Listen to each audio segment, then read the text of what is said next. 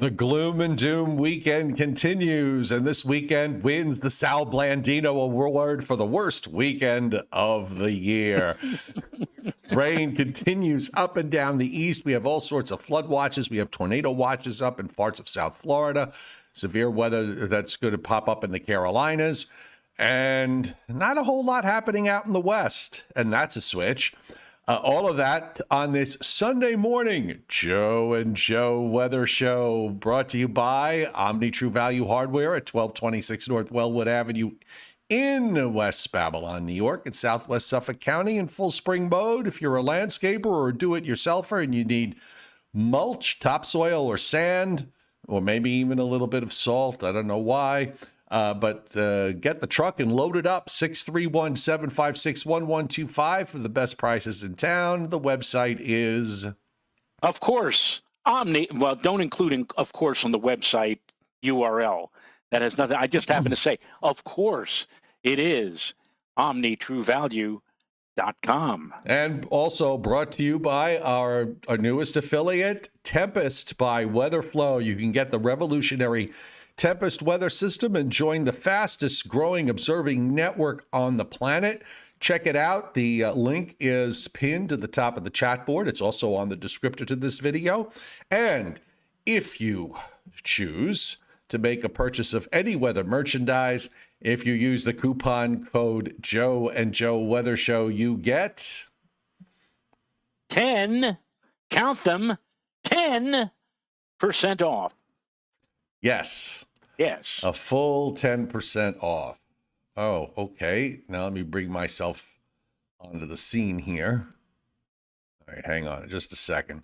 I'm on. So say rolled eggs fast, and you may hear Rolex. Rolled eggs fast. Yes. Yeah, you can't say that. You have to say Rolex.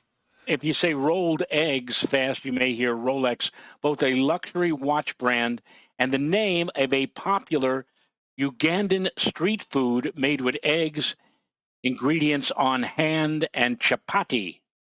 I don't know what chapati is, but anyway, the things you learn on the Joe and Joe Weather Show.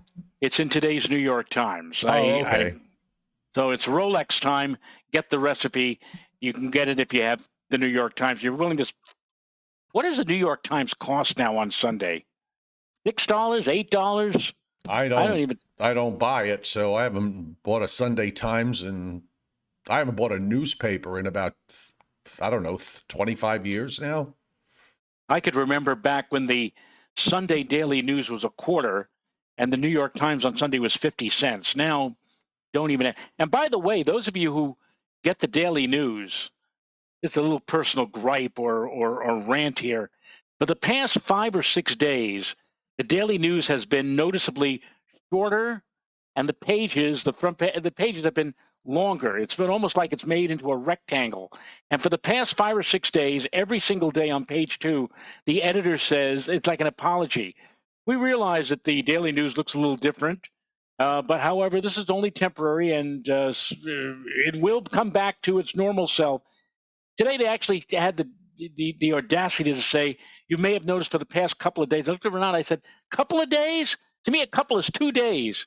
The Daily News has been out of whack for 5 or 6 days now in this weird configuration, I think. Anyway. It sounds like they have it stuck in landscape mode instead of portrait mode. Exactly. And they say there's printing problems at the publishing company or whatever. Don't worry, it's going to be back to normal. It already is back to normal in some cases, but yeah, give me a break. So anyway. You cannot have asked for a more gloom and doom weekend, for sure. This is a weekend that only the Addams Family and the Munsters could love. Oh, yeah. Yeah, Morticia would be in her element right now, wouldn't she? Yeah, that goes back to when I was in the Outer Banks of North Carolina. After 13 sunny days, we had a tropical storm. I think it was Gustav. I forgot what year it was. Maybe it was 2004 or so. And I was walking on the beach the next morning, and of course it was on the backside. It had rained all night. We had 60-mile-an-hour winds, and the next day there was lot of street flooding. So we're walking up and down the beach and ran into a couple, and really gray skies and just an ugly day. And I said, 13 days of miserable sunshine. The weather finally got good, and we have to leave today. And of course, the people whom I was speaking to had absolutely not only no sense of humor, but no clue as to where I was coming from. They thought I was some weirdo, which I am, but no matter. All right, so busy Sunday morning. We have actually quite a bit going on, and that includes additional flood watches that have now been added to the areas west of the Hudson River, all of New Jersey, all of the eastern half of Pennsylvania. And there were some places that picked up with that first round of rain that came in Friday night and yesterday, up as much as 4 inches that I saw in a few spots. That solidly overperformed.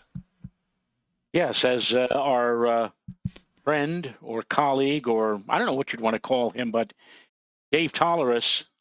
Oh, jeez. As Dave Tolerus would say, Hammer City, Hammer City. Yes. And indeed, a lot of places yesterday that did get hammered with quite a bit of rain.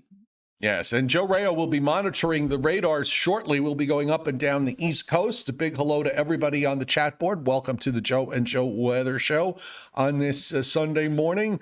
If you're lurking in the background, be sure to hit the subscribe button and turn on your notifications. Why? Because you wouldn't want to miss another Joe and Joe Weather Show, which is on Monday through Thursday at 7:35 p.m. and Fridays and Saturdays we're off, and we're usually right here on Sunday mornings at 11 a.m. Eastern Time. But we can let everybody know now there will be no Joe and Joe Weather Show this week on Tuesday. Okay, because I'm going to be on the road. So there's no Joe and Joe Weather Show this coming Tuesday. So I know you'll be going solo, it appears, on Wednesday. Wednesday I will be by my lonesome, yes. Unless I can dig up somebody from the grave and bring them on the air with me, but we'll see. We'll see about that.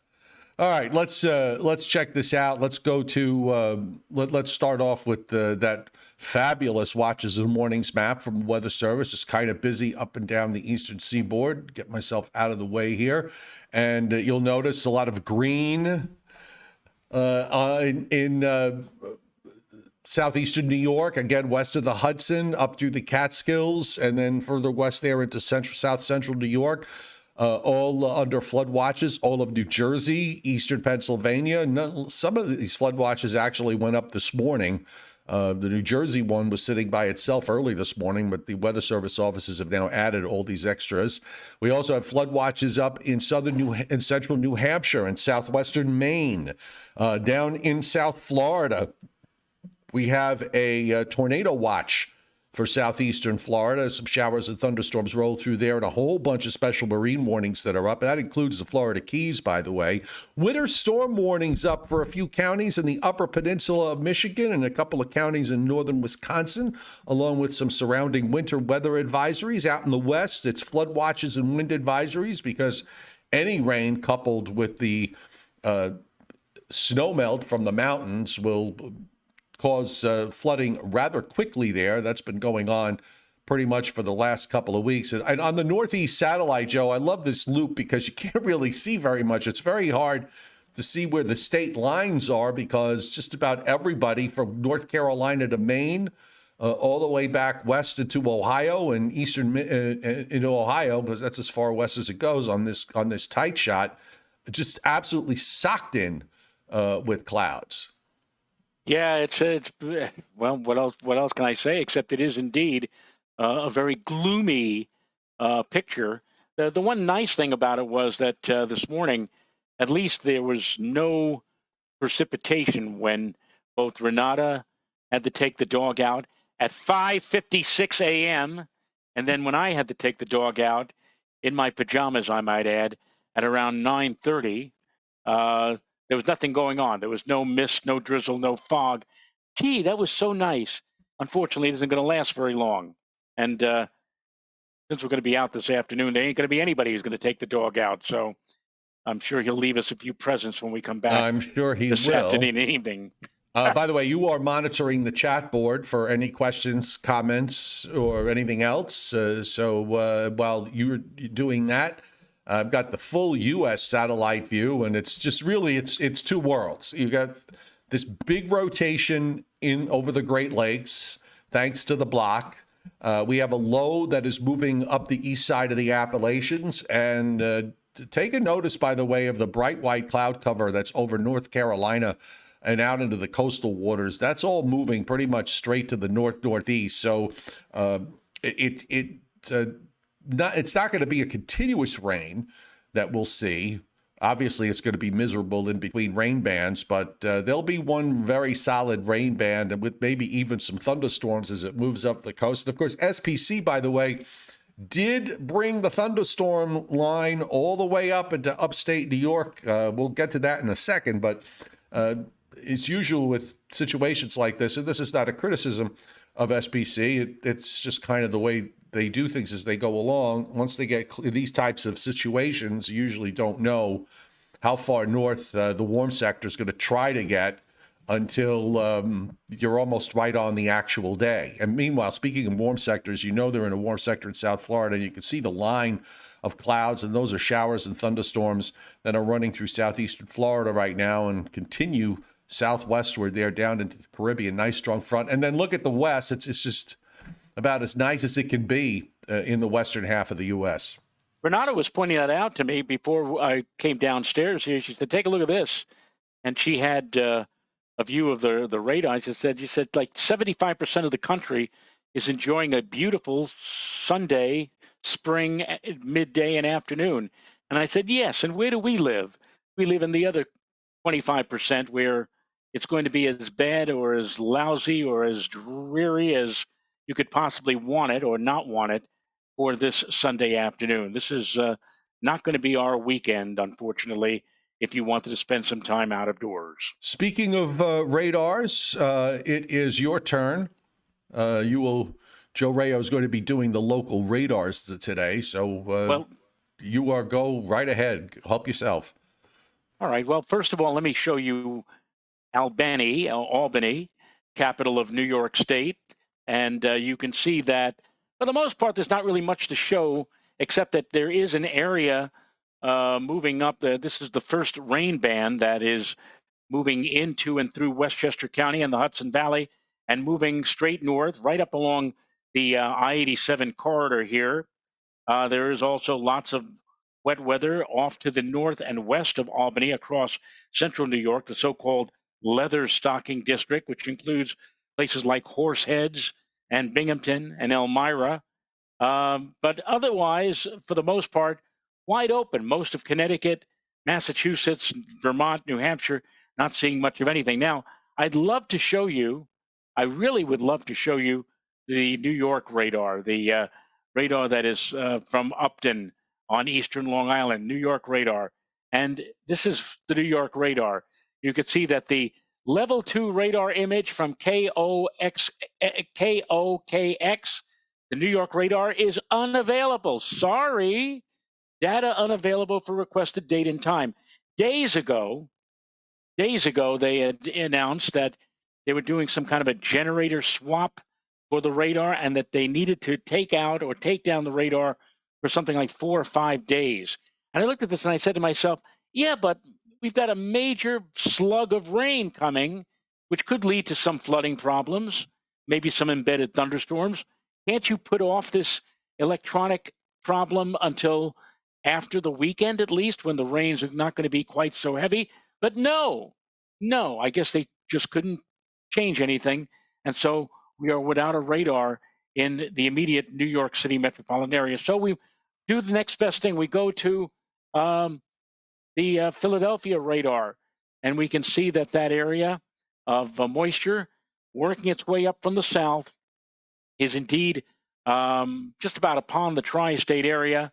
Most of central and southern New Jersey is seeing anywhere from light to moderate shower activity. Looks like it's coming down fairly heavy and steadily over eastern Pennsylvania, down into northeastern Maryland and across much of Delaware. And if we continue southward, now Joe mentioned that bright white area on the satellite picture down over North Carolina. And as you can see, that corresponds to what looks to be an area of heavy convection, showers and thunderstorms moving off to the east of Hatteras. But now there's another area that's moving in to replace it, coming in from the south and west. All of this stuff is moving on a north-northeast trajectory. And so what you see down here over the Carolinas is pretty much going to become a part of the weather here in the tri-state area by later this afternoon and probably during the early part of tonight. Let me take a look at one more radar here, maybe in central Pennsylvania. And you see they are fairly filled with precipitation. Maybe things break up a little bit over western Pennsylvania, but you can see moving up from, again, central and western Maryland, northern sections of Virginia, on across central and east central Pennsylvania, a broad area of moderate to heavy rain. The areas of yellow and orange seem to indicate that there could be some embedded lightning and thunder there. And again, this doesn't seem to want to end, Joe. This looks like it's going to be a part of our weather for much of the day today, much of the afternoon, and right on into early All right, tonight. why don't you pull up Miami's radar so we can look at the severe weather that's going on there? You're ready.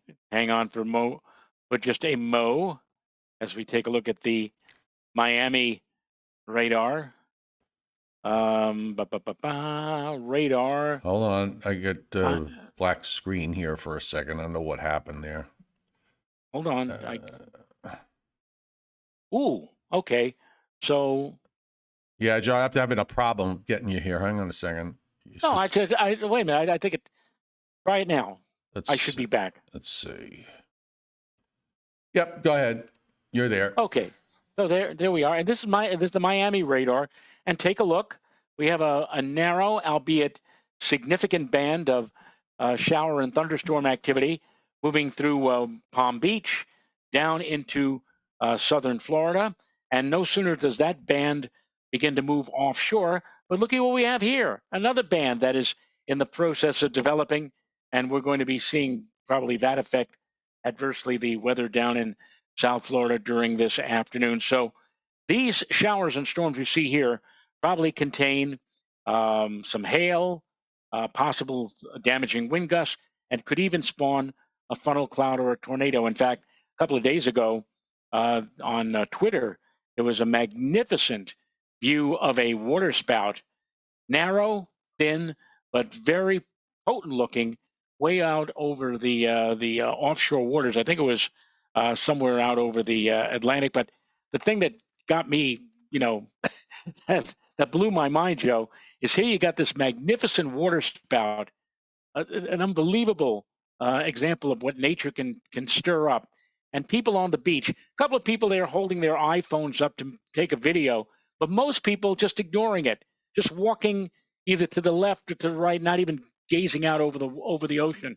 As I said, has it gotten that typical down in South Florida that they see these enough now that they don't even care anymore? But it certainly caught my eye, and it looks like they may be in line for another round of that type of weather, with this first line moving offshore and a second line moving in from the west during this afternoon.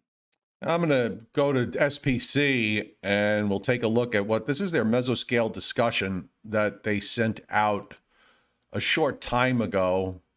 This is valid until noon Eastern time, so for another 40 minutes. And they're talking about an isolated severe threat, including the potential for occasional damaging winds and a brief tornado. Is this line shifts eastward, and you see the dark red being outlined is where they're focusing their risk on at the moment, although the tornado watch extends a little bit further north than that. Actually, that tornado watch was even further north when they first put it up earlier this morning, but that has they've whittled some of that away, and they'll continue to whittle that away in the next hour or two as the line moves eastward. And this is the overall risk area in the eastern part of the United States. You've got marginal risk up to central New Jersey, back along the Pennsylvania-Maryland state line, and then goes south and west of there through western Virginia, western North and South Carolina before it curls back to the coast. And you see the area in North Carolina that Joe pointed out on the radar is now moving back, has moved back into North Carolina and is lifting up northward. That's inside an area of slight risk of severe weather. And then, of course, we have the area that what's left of the tornado watch, which includes the Florida Keys, by the way, and the Florida Straits. That is again getting just slowly whittled away over time. One thing about this coming week is that with this blocking pattern that we have, the risk for severe weather is nil, although there is risk being indicated in upstate New York and in western New York tomorrow. I wonder if there's probably going to be maybe some low top isolated stronger cells that develop in that zone, but nothing is being indicated anywhere else. You've got thunderstorm risk in the Rockies, but no severe, and no severe on day 3, which is Tuesday into Wednesday. They've got nothing in anywhere east of the Rockies, and then up the Rockies into the Northwest and back into Central California. They've got a chance for some general thunderstorm activity. No indication in the long range. Days 4 through 8 are fairly quiet. No areas being indicated, although they have predictability too low for days 4, 5, 6, 7, and 8. So they're probably thinking that, maybe there might be something somewhere, but not in the east, I don't think. Meanwhile, here's the WPC's rainfall. They've been indicating the potential for some flooding in those flood watch areas we talked about earlier. So on top of whatever rainfall has fallen up until now, since Friday, this is as of 7 a.m. this morning. The forecast was for an additional 3/4 of an inch to 1.5 inches, some 2.5 inch plus amounts in New Hampshire and Maine. The amounts tail off as you head through the southeast, and they also tail off a bit as you head down into Florida. Not a whole lot going on to the west, back into the plains, 1/10 to 1/4 of an inch, some pockets of 1/2 to 3/4 in Texas, Louisiana, and Missouri, but a little bit on the busier side in the west and the northwest, and this will come over time, and that's probably why you see those general thunderstorms being indicated there. I'm going to go to the upper air because I looked at this morning, and all I kept thinking about this was, Joe, that for the winter weather lovers, I mean, not to have this, to have this now and not to have this, back in the winter months is tragic. I mean, it just is tragic. Before you get into that, and just one more thing about the SPC, we don't often show this map. I'm sharing it right now. All right, hold on. On my screen. Okay. And that is this is the thunderstorm outlook map, which can be found on the convective outlook menu at SPC.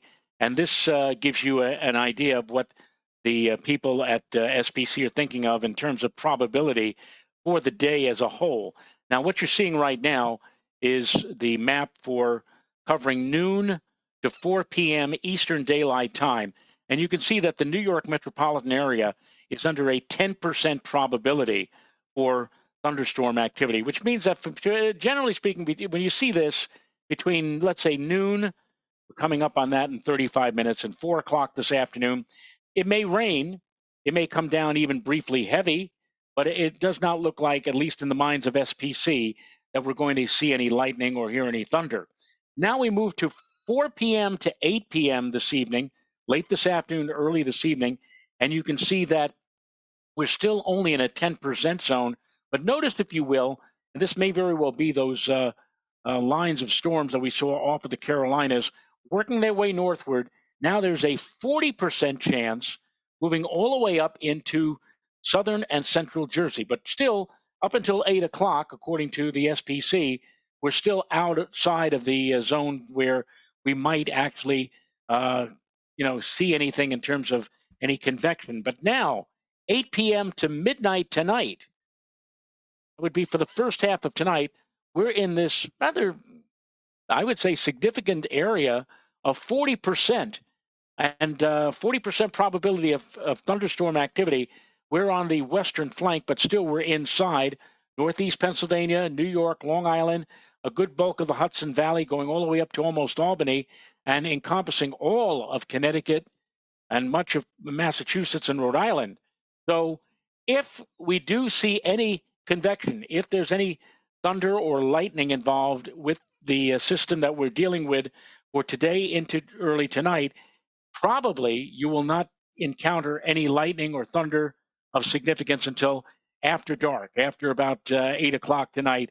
After that, yes, there's a chance, at least according to SPC, a 40% chance, an enhanced chance, better than certainly 10% chance that we may see some thunderstorm or convection activity during the first half of tonight. And after that, I would suppose that the threat, Joe, of any kind of precipitation will probably be pretty much over with after midnight tonight. And that should lead us into at least a dry start to the day on Saturday. By the way, yes. No, by the way, just give me a moment here while I get this map set up. So, with this blocking pattern that we have, and obviously this was a signature pattern here that we did not see pretty much all winter long, except for that period going into Christmas. And Timothy Veltman just sent me a message on my my Patreon subscription platform regarding the where are all the why couldn't this happen over the wintertime in terms of the overall pattern. And obviously we could go into the reasons with the La Nina and the La Nina / non-La Nina, El Nino looking La Nina, whatever it was. But this is an example of what happens when you have a blocking pattern and you don't have the troughs and the ridges in the right place. The ridge is in the west and the trough is in the east, but the east and the west are big places. And the trough axis, if you notice, folks, is right along 90 west, okay? And that is too far west for big snows in the coastal northeast. So if this were in the wintertime, we would obviously be getting a rain event. I think you could probably have made a case for perhaps Friday into Saturday, where we would have had an onshore flow, a colder onshore flow that maybe if that had set up in the wintertime like that, you might have had a snow that would have accumulated and then immediately washed away by rain as this next system would have come along. But nonetheless, going forward into this week with this upper low in the east, just basically trapped there, among other things, we're probably going to have, Joe, I think we're going to probably have gloom and doom of a different sort as we go through this week, and that we're going to have these days where, and I think it probably carries into Thursday, where we're going to have self-destructive sunshine. In other words, you wake up in the morning and you look at the sky, and it might be partly sunny or mostly sunny for an hour or two, but then you can also sit there and just pull up your chair and watch the clouds just develop. And by the time you get to midday, it's overcast everywhere. And then you start to deal with pop-up showers. And I wonder whether, because the atmosphere, looking at this upper low, it's so cold. And then the upper low drops down from eastern Canada into western New York, into Pennsylvania, and off the New Jersey coast come late Tuesday into Thursday, whether there might be some low top stuff, I think, maybe some low top convection. I would agree. Might even see maybe some pea-sized hail or grapple, not out of the question. Yeah, you get these cold, unstable pools of air, and you're absolutely right. And you're right, too. It might be interesting just to pull up a chair. We start out with like scattered to clear skies in the morning, and it would be interesting, especially if you have the ability to do a time-lapse video of the sky and just watch literally as the cumulus begins to take form right before your very eyes and just builds and builds and builds until finally you get to a point by midday or early afternoon where the sky is almost completely clouded over and looks very ominous. And from out of that, you get, again, low top convection, some showers, some rumbles of thunder. And yes, I've seen it happen, little pellets of hail, little grapple. That certainly is the possibility as well on any particular day this week, because it looks like it's going to be because of the positioning of that upper low and the fact that it's not really going anywhere for much of this week. I was, again, pointing out to Renato last night, I said the normal high temperature here in the Hudson Valley now is like 68 degrees. 68. We're not going to be anywhere near that all this week.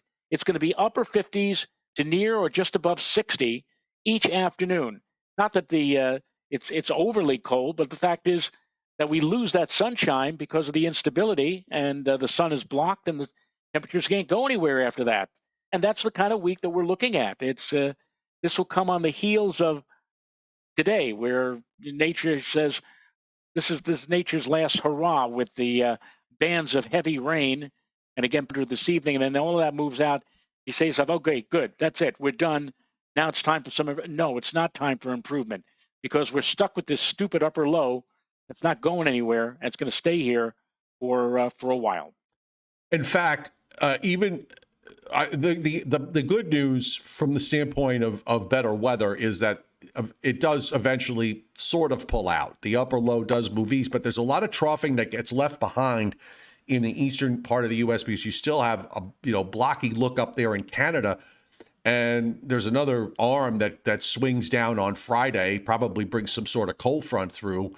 It does maybe leave us with a nice weekend next weekend, although even here, it's not going to warm up. I mean, you might probably see temperatures maybe warm up closer to normal because you'll have the sun out, but you're still going to be, I mean, look at the flow here. This is Sunday night. I mean, just draw the upper air line, and, your air is coming down from northern Canada into the northeast and mid-Atlantic states right through the weekend and into next week, and there's still some troughing swinging around for the first part of next week until maybe late in the week, you start to pull that upper feature out and the flow becomes more westerly in the United States. And yet, even there, you still have weather systems from Canada that are indicated to drop into New England come Mother's Day weekend. So, if you're looking for prolonged heat, you probably want to go where the ridge is going to be building, which is mainly up in the central Rockies and eventually in the plains as we move into mid-month. But it's not going to be along the East Coast at least for the first half. Right, and in fact, just thought on my screen right now, I have CPC's Climate Prediction Center valid for May 5th through May the 9th. Now, am I wrong in stating that is it next weekend or is it the following weekend? The 14th? Is it the 7th or the 14th? No, the 14th is Mother's Day. Is Mother's Day. Okay. So next weekend. Which, if I remember correctly, that weekend was miserable last year. That Mother's Day was rainy the last 2 years, I think. Well, as you can see, through at least the 9th of May, this forecast outlook has below normal temperatures throughout the, everywhere pretty much east of the Mississippi, it's below normal, except if you're down in South Florida, where they're always seemingly above normal, near normal up in Maine and upstate New York and northern Vermont, New Hampshire, but below normal for the most part. As far as, now, this is the good news, at least in terms of precipitation, CPC has us below normal during that same time frame from the 5th through the 9th of May, especially so over the upper Great Lakes and upstate New York and most of northern New England. Now, here's something interesting. When you go to their 8 to 14 day outlook, temperature-wise, look at this. All of a sudden, there's a nodule of above normal being predicted or forecasted by the Climate Prediction Center, which includes our own area, the New York area, Long Island, and along the eastern section of New York State, at least areas to the east of the Hudson, and across much of New England. Now, the other map, the 6 to 10 day, went out to May the 9th. This starts on May the 7th. So sometime around I would presume the 7th or 8th of May, which would be next week. Next Sunday and Monday, there supposedly is going to be, according to the CPC, a transitional period where we may actually finally begin to see temperatures go above normal, or at least near normal, or at least something close to normal by later next weekend into the following week. Normal. Let's say by 8 or 9 or 11th or 13th anyway. This is very nice to see. So if you want above normal again, or probabilities of above normal temperatures, you'll have to wait a while. You'll probably have to wait at least 10 or 12 days to get that. And as far as precipitation is concerned, hey, look at this, Joe. 8 to 14 day outlook below normal. So in as much as it's gloom and doom now with clouds and chilly conditions temperature wise and wetness, especially again later today and this evening, as much as we're going to be enduring all of that, once we get to let's say the end of this upcoming week into the following week, we've got a spell of milder temperatures, moderating temperatures, and also below normal precipitation, which we could certainly use. I know we were at a deficit. I know we were in somewhat of a droughty type of situation. In fact, the drought monitor here, we showed this on Thursday, the drought monitor shows that in the Northeast, there are places that are actually abnormally dry or in moderate drought. Northeastern New Jersey and parts of southwestern Connecticut, and even Rockland County here on this map. Let me assure you, by next Thursday, a lot of that is going to be gone after all of the rain that has fallen and will fall for the balance of the weekend. But then we go right back into a period of dry weather, but fine weather, which is a lot of people are looking forward to in the coming days ahead. Also, Joe, let me point, and Renata suggested I take a picture, but I didn't do it. But in my Facebook memories, I believe this was 2008. In 2008, in my Facebook memories, I showed a picture of my property and showed a picture of the trees. And I have many, many trees surrounding my house. None of them in 2018 at this particular time in April had any buds on them. It was totally barren. Every day, it almost like the middle of the winter. And I said, well, it was a cold winter. Hopefully in the coming weeks, we will see the trees finally begin to bud during the month of May. That was 5 years ago. All right. And she said, you ought to take a picture of it now, because of that spell of 80-degree temperatures we had a couple of weeks ago, everything, boom, came out. I mean, it's like the middle of the summertime now with all the leaves out and everything else. What a contrast between what we had 5 years ago at this time and what we're going through right now. Yeah, a lot of folks complaining, too, about the pollen because of the early blooming.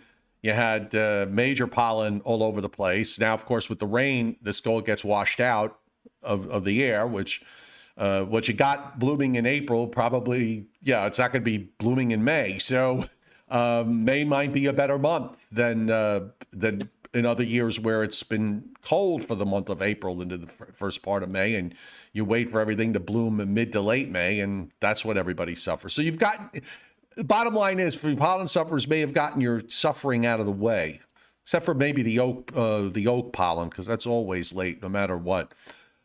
Just run through quickly here. This is the GFS surface, of course, and we see what's going on today. You've got a low, one low in the lakes, a secondary low right along coastal Virginia that just rides right up the immediate coast.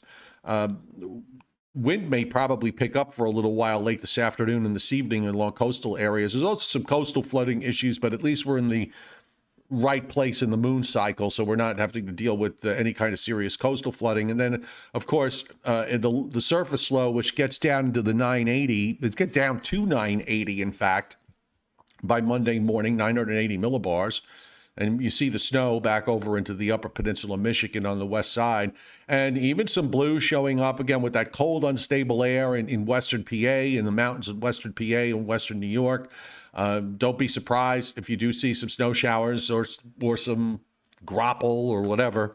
And again, we're talking about here days now ahead of us where we're going to have this self-destructive sunshine, and you see the scattered shower activity that pops up, then kind of wanes a bit in the overnight, picks up again during the day side with the daytime heating, wanes again Tuesday night. And then you get the low to drop off the East Coast. So maybe a better chance of maybe patchy showers around for later Wednesday into Wednesday night, and maybe even into early Thursday before finally that low pulls away and you start to see some general improvement in the Northeast. But again, all your air is going to be coming out of Canada. Meanwhile, late in the week, we do have something coming in California that is bringing some rain and some snow. Whoops, sorry about that. Some snow in the mountains there. That low starts to form eastward into Oklahoma on Friday, and you see some rain there in southern Missouri and over into the lower Tennessee Valley and moving into the southeast. But again, this is not a setup that really is favorable for any kind of severe weather, widespread severe weather development, so that's good. And there's a nice big high coming down for next weekend.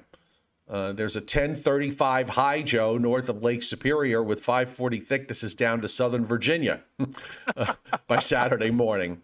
For those of you who don't know what the 540 thickness is, that's usually the blue line, the last blue line before the last blue dashed lines on the weather maps here before they go to the red, and that's usually where the rain-snow line is in the wintertime.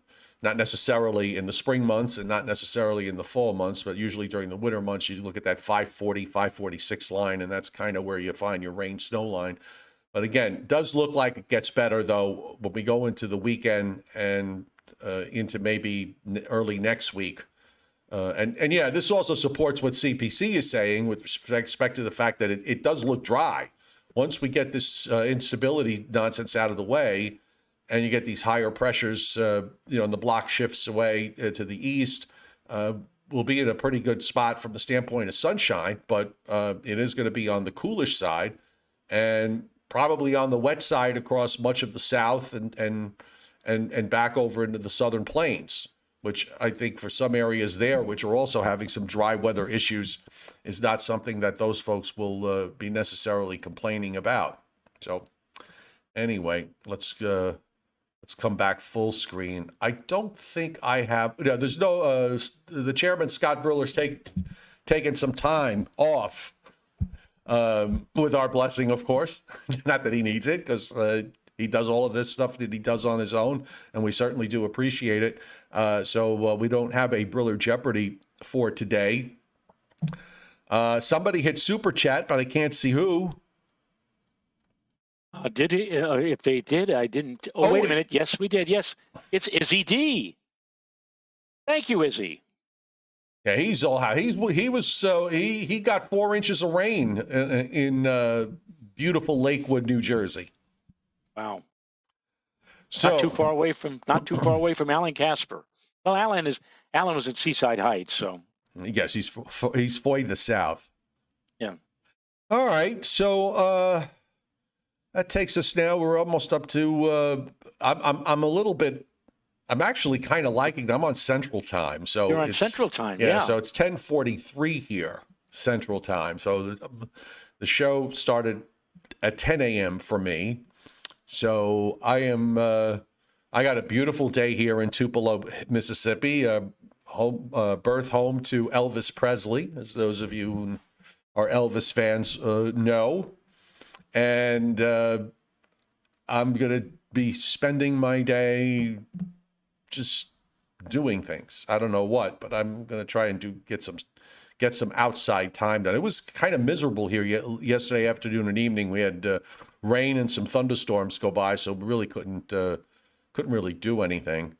And today is much better, nice and cool and breezy. So I'm going to go head out, and there's no doom and gloom here, Joe.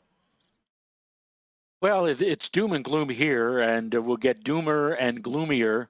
Doomier? Is that such a word? Well, it is now. Anyway, this afternoon, Renata and I are going to go and jump in the car and meet some friends at a lobster house at City Island. Haven't been to City Island in a long time. Normally, when we made this date up like weeks and weeks ago, we forget, it's the end of April, the beginning of May. Oh, we could go to City Island.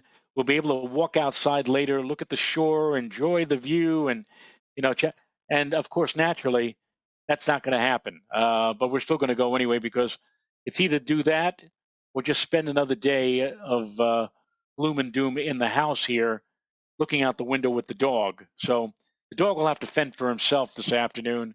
and the two of us will go out and I'm going to assume, Joe, with the way the weather is, that we're not going to be fighting a lot of traffic going down the Taconic and into the Bronx to City Island No, today.